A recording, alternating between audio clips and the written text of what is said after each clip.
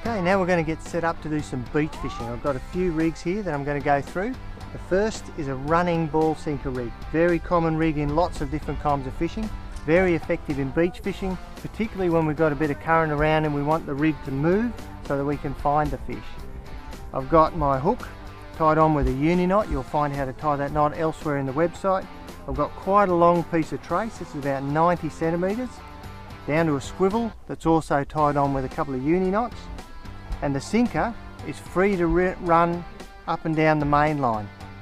Okay, so what we're going to do is we're going to cast this out into some moving water and allow the current to take our bait to where the fish are concentrating.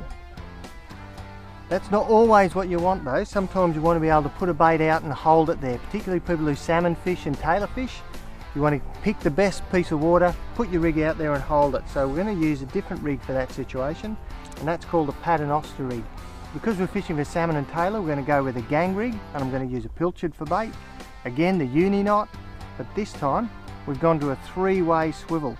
It's a normal swivel, but it's got a 90-degree T-piece to it.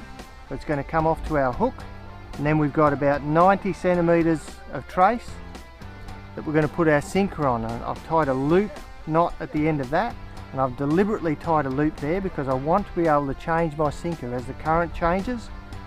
So I can change it just by feeding the loop through the eye of the swivel, drop the sinker through, and I'm ready to go. If I need to change it, if I want to upsize or downsize my sinker, I just push that loop back through and I'm ready to go. The way this sinker works is this sinker is going to bury itself in the sand, and then my hook is going to just drift in the current like that. You've got some variations to this. This is a production package version. It's basically the same thing, but it's got two extra rigs on it. I can attach my main line to the end. It's got a gang hook off the middle, and then it's got this funny fly looking thing hanging off the bottom. That's called a surf popper. It's really good when you're fishing for salmon and tailor. If you get your bait knocked off, they'll still come and take that surf popper.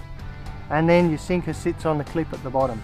Tie your main line to the end and you're in business. This comes pre-rigged, so you don't need to do any knots or do any tying up. There are a couple of really easy ways to get yourself set up for a whole range of different beach fishing situations. See you out on the beach.